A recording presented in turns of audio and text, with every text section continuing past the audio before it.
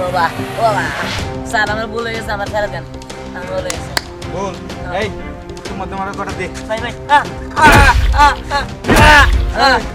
এই কে কথা হ্যাঁ ঠিক আছে কিসের স্যার আমার মাফ করে দেন স্যার টেয়া কর স্যার আমি টিয়া বাবুকে দেওয়া নামাজ তো টিয়া নাই এই তোর কাছে টেহা নাই তুই বিয়া করলি কে তারপরে কিস্তিতে 2 লাখ টাকা লোন কইরা এই লোনের টেহা দে তুই এলাকা সব লোকেরে খিলাইছাস এই তোর এত টাকা বিয়া করা এই টেহা দে না হলে তোর কিডনি দুইটা বেশি আলাম একবারে না না আমার কিডনি যদি বেজালান আমি তো বাঁচব না এই তুই বাঁচবি কি মরবি এটা তো আমার দেহের বিষয় না আমার তো টেহা দরকার স্যার ওরে এমনি করে বুঝাইলে কাম হবো না স্নেহা ম্যাডাম কিস্তি দিচ্ছে ওরে এই কারণে আমগো সব সদস্যের উপরে চাপ পড়ছে আই ভালো হবে কে দিবি নাকি না কিন্তু তোকে বাড়িতে যা যা আছে সব নিয়ে বরুম স্যার 3 বন্ধ খুলে নিয়ে বরুম ভাই জান গা ভাই আব্বা আমা দিব না খুলবা এই ওগুলা যে খুলে আনবি ওগুলা কি ওর ওগুলা সব আর বাপ মা ওগুলা দিব না এক কাজ করি আরে আরে হাসপাতাল নিয়ে যা কি দিনটা বেসলে আমাকে মোটামুটি কি হয়ে যাবো এই আমার মাফ করে দেন আমি আজীবনে করব না টেহানোর সময় তো মেলা দরদের কথা কইছেন মানে মহিলা ম্যাডাম আসলে তো যা বুঝাইছে মনটা কইলা গেছে আপনারা 2 লাখ টাকা দিতে আমাদের মতো ছাড় থাকলে জীবনেও তোমার 2 লাখ টাকা দিত না শোনা তোমার তো কোনো ডকুমেন্টই নাই তুমি খাইছো কেন না এবার না না স্যার আমার ভুল হয়ে গেছে আমার মা আমার কিছুদিন সময় দেন আমি আপনাকে টাকা দিয়ে দিব কিছুদিন সময় আরে এর আগে স্নেহা ম্যাডামরে কতবার ডেট দিছে ডেট দিয়া তোমার দিন এসে এই কথা বলতে তোরে খুঁজে পাওয়া যায় না তোর পিছনে যে লোক লাগাইছি আমাকে তারও 50,000 টাকা খরচ হয়ে গেছে গা এলাকার সব লোকের কাছে কয়ে রাখছি ওরা যে জায়গায় দেখবেন আমাকে খবর দিবেন এইবার তোমার হাতে হাতে দোষী চান্দু তুমি পলায়া যাইবা কই এই ক্লিনিকের সাথে কথা বল ওর দিলে কিডনি বেশি আছে যেটা আমরা পাই ওটা নিয়ে বাদ ভাইটা ওরে দিয়ে দিই তোর কাজে লাগবো ঠিক আছে স্যার আমার এই কাম করুন না।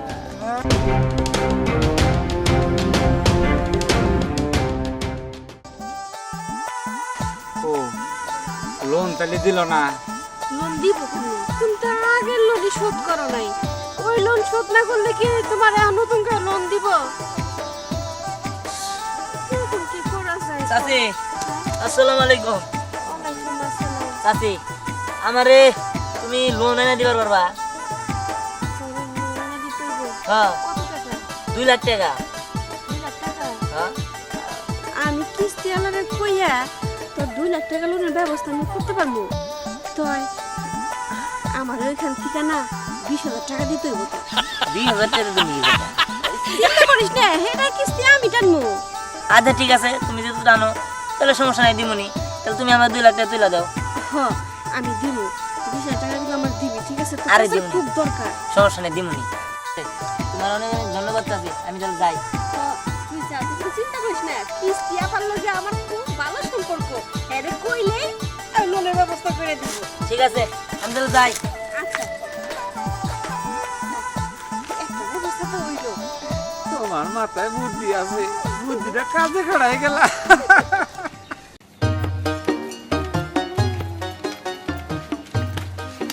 আসসালামু আলাইকুম আফসানা ভাবি ওয়ালাইকুম আসসালাম তা হঠাৎ আমাগো বাড়িতে কি মনে করে আইলা আরে আমি তো কিস্তি তুলতে আসছি কিস্তি তোমার জন্য তা আমি তো তোমার কাছ থেকে লোন নেই নাই যে তুমি আমার কাছ থেকে কিস্তি নিয়ে যাবা আফসানা ভাবি তুমি আমার কথাটা বুঝতে পারো শোনো আমি হচ্ছি সবার কিস্তি আপা সবার ছোটরাও আমাকে আপা বলে ডাকে বড়রাও আপা বলে ডাকে দাদা দাদিরাও আপা বলে ডাকে তো আমি এই বাড়িতে আর কেন আসবো লোন দেওয়ার জন্য আসছি লোন দিবা আমারে আমি লোন নিয়ে কি করবো আমার কি টাকা পয়সা কম আছে নাকি যে আমি লোন নিব আমি ওসব নিব না ভাবি শোনো আমি কিন্তু তোমার ভালোর জন্যই তোমার কাছে আসছি আর এই কথাগুলো অফার দিতেছি শোনো তুমি যদি লোন নিয়ে বাড়ি ঘর করতে পারো তোমারই তো ভালো হবে আর তাছাড়া তুমি তো লোন নিয়ে পরিশোধ করতে পারবা বুঝো নাই তোমার তো আর টাকা পয়সা কোনো অভাব নাই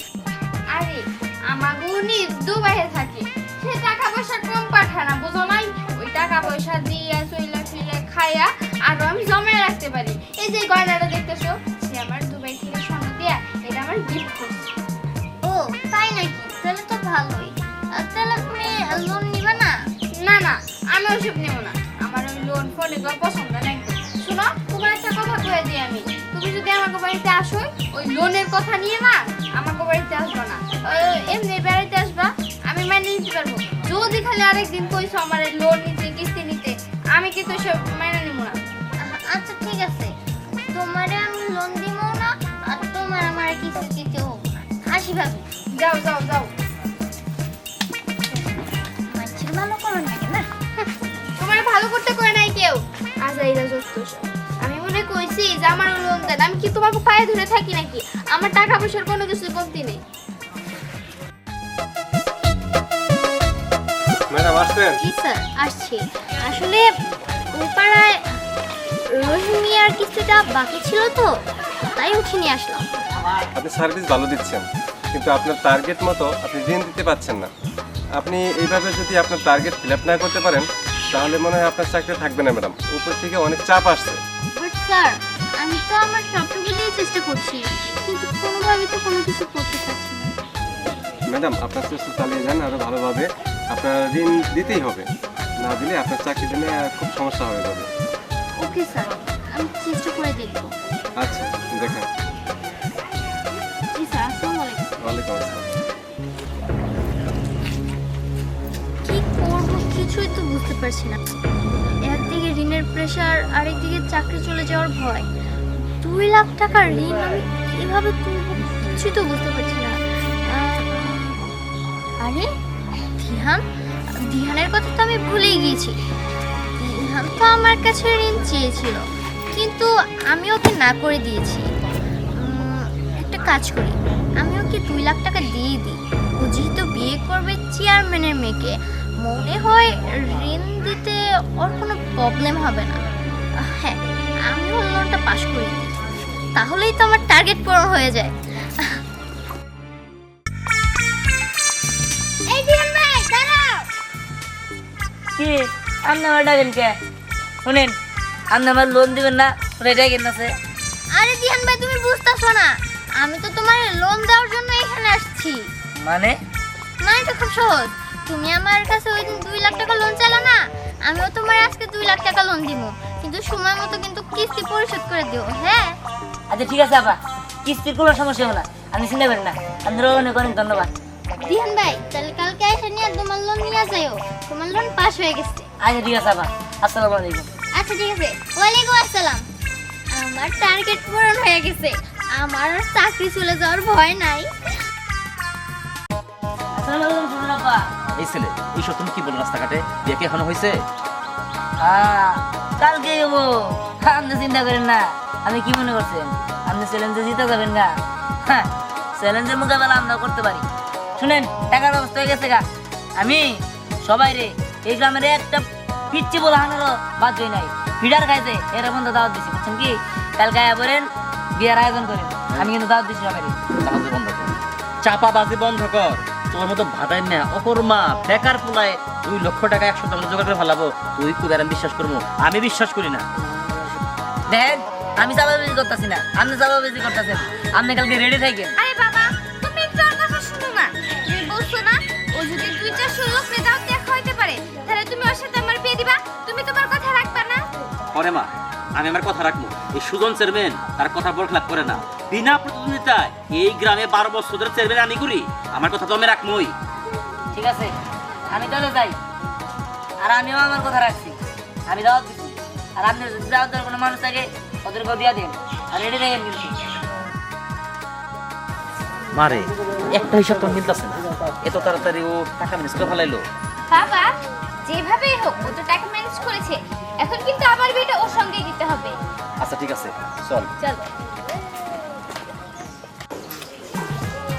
দিহান ভাই, এই দিহান ভাই, কি ব্যাপার? কিস্তি আপা, আপনি আমাকে বাড়িতে কি মনে করে আইছেন? হ্যাঁ আসলাম আন্টি, এমনি। আসলে দিহান ভাইয়ের সাথে দেখা করা আছে। ও আচ্ছা আচ্ছা, কিন্তু আমরা তো লোনই খাবো না। আরে না না, আপনি আমার কথাটা বুঝতেছেন না। আপনি দিহান ভাইকে ডাক দেন। ঠিক আছে, আমি ডাকতেছি। দিহান, এই দিহান, বাইরে আয়। কিস্তি আপা তোর আগে জানি কি কথা কইব। কি রে দিহান? শোন আপা, আজকে আমার বাড়িতে প্রথম আইছেন, তা নাস্তা না খায় কিন্তু আমি যাইতে দিব না আপনারে। আরে আন্টি, এত ব্যস্ত হওয়ার কোনো আর দরকার নেই। আপনি দিহান ভাইয়ের ডাক দেন। কি রে দিহান, কি হইছে? কিস্তি আপা কখন থেকে দাঁড়ায় রয়েছে তোর লাগে জানি কি কথা বলবো। আমি আইছে না বা হ্যাঁ দিহান ভাই আমি আসছি বলতেছিলাম ওই যে আমার কিস্তির টাকাটা বিহান কি এর কিস্তির টাকা? আমি তো কোনো কিস্তি টিস্তি উঠাই নাই। না তুমি না, আসলে আমি তো বিয়ে করছি না, কিস্তিতেই বিয়ে করছি। যে, আসলে শুধু ওই যে ওর বাবা কইছিল না যে 2 লাখ টাকা দিয়া সারা গ্রামের মানুষকে খাওয়াইতে, এই আবার কাছ থেকে আমি কিস্তিতে 2 লাখ টাকা তুলছিলাম। আবার আমার কাছে টাকা পয়সা নাই, আমি জানি না। হ্যাঁ কিস্তি লাগাইছে, কিস্তি না নিয়ে চলে যাবো। হেরা হইলো সমিতির লোক, কিস্তি দিতে দেরি হইলে খুব খারাপ হয়ে যাবে কয়ে দিলাম। তুই তো আমার বাড়ি ছাড়া করবি না, এটা হইতে দাও তো। দাঁড়া, তোর একটা ব্যবস্থা করতে হবে। দিহান ভাই তোমরা যতই কষ্ট হোক না কেন আমারে আমার কিস্তিটা দিয়ে দিও, নাহলে আমার চাকরি থাকবো না, বুঝো না কেন? চাকরি আমি তো টাকা পয়সা এই, টাকা দিস, টাকা শয়তান বলো রে বাবা, তোর বাপে যদি আমি জানতে পারি তাহলে তো আমার একবারে মাইরে ফেলবো। কি করে